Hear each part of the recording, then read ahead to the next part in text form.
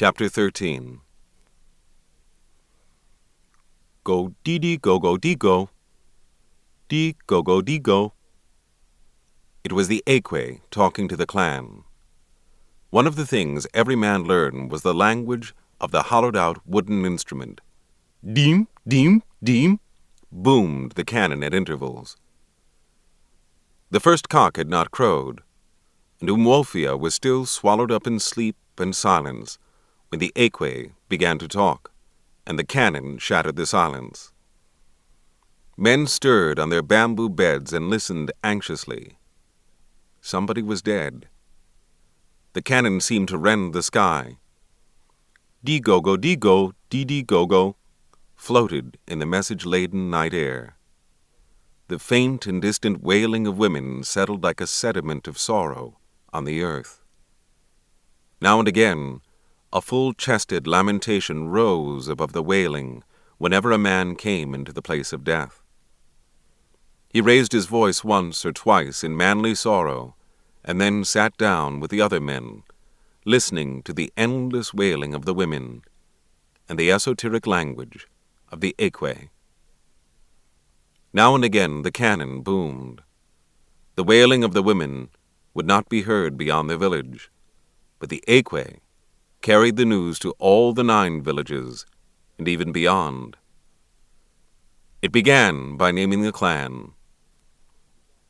Umwolfia Obodo Dike, the land of the brave. Umwolfia Obodo Dike, Umwolfia Obodo Dike. It said this over and over again, and as it dwelt on it, anxiety mounted in every heart that heaved on a bamboo bed that night. Then it went nearer and named the village. Iguedo, of the yellow grinding stone. It was Okonkwo's village. Again and again, Iguedo was called, and men waited breathlessly in all the 9 villages.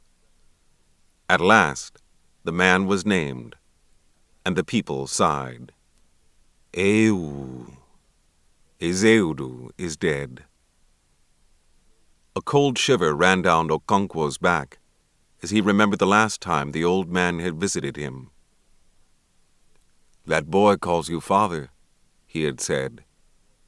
"Bear no hand in his death." Ezeudu was a great man, and so all the clan was at his funeral. The ancient drums of death beat, guns and cannon were fired, and men dashed about in frenzy, cutting down every tree or animal they saw, jumping over walls and dancing on the roof.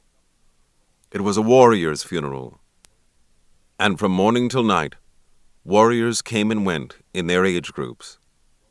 They all wore smoked raffia skirts, and their bodies were painted with chalk and charcoal. Now and again, an ancestral spirit, or a gugu, appeared from the underworld, speaking in a tremulous, unearthly voice, and completely covered in raffia. Some of them were very violent, and there had been a mad rush for shelter earlier in the day, when one appeared with a sharp machete, and was only prevented from doing serious harm by 2 men who restrained him with the help of a strong rope tied round his waist. Sometimes he turned round and chased those men, and they ran for their lives, but they always returned to the long rope he trailed behind. He sang in a terrifying voice that a Quensu, or evil spirit, had entered his eye. But the most dreaded of all was yet to come. He was always alone, and was shaped like a coffin. A sickly odor hung in the air wherever he went, and flies went with him. Even the greatest medicine men took shelter when he was near. Many years ago, another Egugu had dared to stand his ground before him, and had been transfixed to the spot for 2 days. This one had only one hand, and it carried a basket full of water.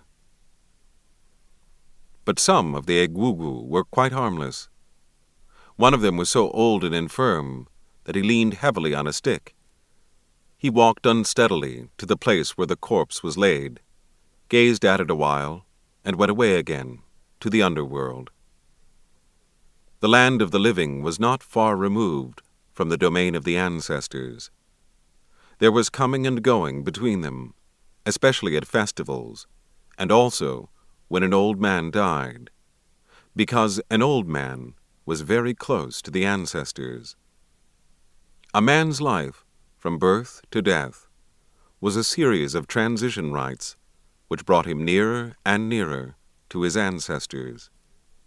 Ezeudu had been the oldest man in his village, and at his death there were only 3 men in the whole clan who were older, and 4 or 5 others in his own age group.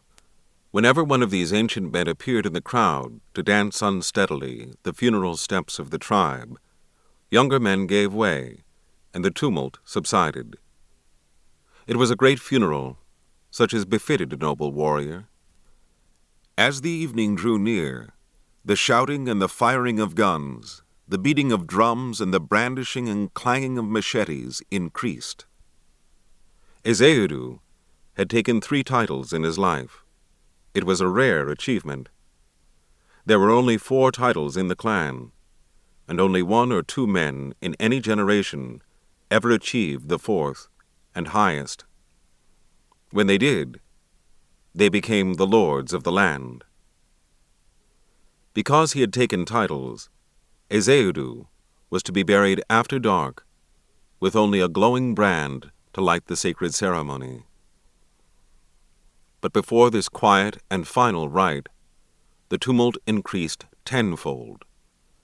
Drums beat violently, and men leaped up and down in frenzy.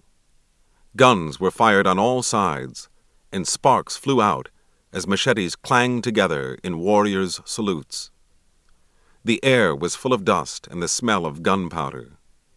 It was then that the one-handed spirit came, carrying a basket full of water. People made way for him on all sides, and the noise subsided. Even the smell of gunpowder was swallowed in the sickly smell that now filled the air. He danced a few steps to the funeral drums, and then went to see the corpse. "Ezeudu," he called in his guttural voice. "If you had been poor in your last life, I would have asked you to be rich when you come again, but you were rich. If you had been a coward, I would have asked you to bring courage, but you were a fearless warrior. If you had died young, I would have asked you to get life, but you lived long. So I shall ask you to come again the way you came before. If your death was the death of nature, go in peace. But if a man caused it, do not allow him a moment's rest." He danced a few more steps and went away. The drums and the dancing began again and reached fever heat. Darkness was around the corner, and the burial was near. Guns fired the last salute, and the cannon rent the sky. And then from the center of the delirious fury came a cry of agony and shouts of horror. It was as if a spell had been cast. All was silent. In the center of the crowd, a boy lay in a pool of blood. It was the dead man's 16-year-old son, who with his brothers and half-brothers had been dancing the traditional farewell to their father. Okonkwo's gun had exploded, and a piece of iron had pierced the boy's heart. The confusion that followed was without parallel in the tradition of Umwofia. Violent deaths were frequent, but nothing like this had ever happened.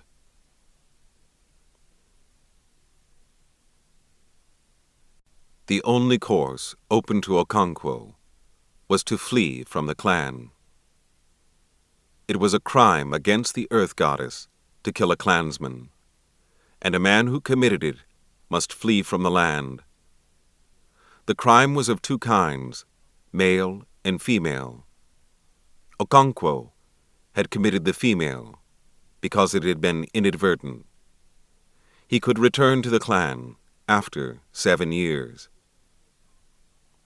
That night, he collected his most valuable belongings into headloads. His wives wept bitterly, and their children wept with them without knowing why. Obierica and a half-dozen other friends came to help and to console him. They each made 9 or 10 trips, carrying Okonkwo's yams to store in Obierica's barn.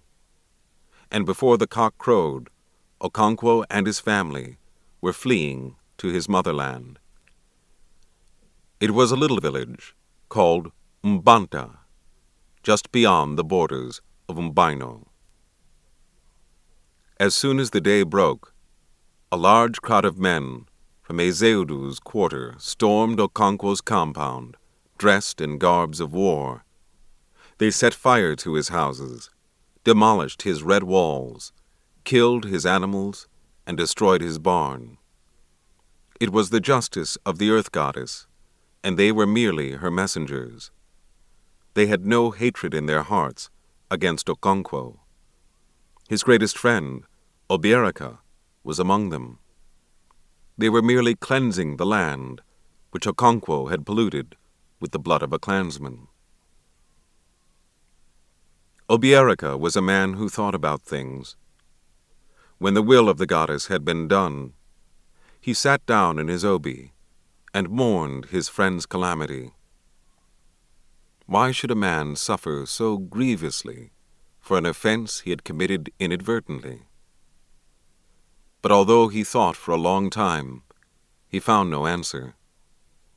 He was merely led into greater complexities. He remembered his wife's twin children, whom he had thrown away. What crime had they committed? The earth had decreed that they were an offense on the land and must be destroyed. And if the clan did not exact punishment for an offense against the great goddess, her wrath was loosed on all the land, and not just on the offender.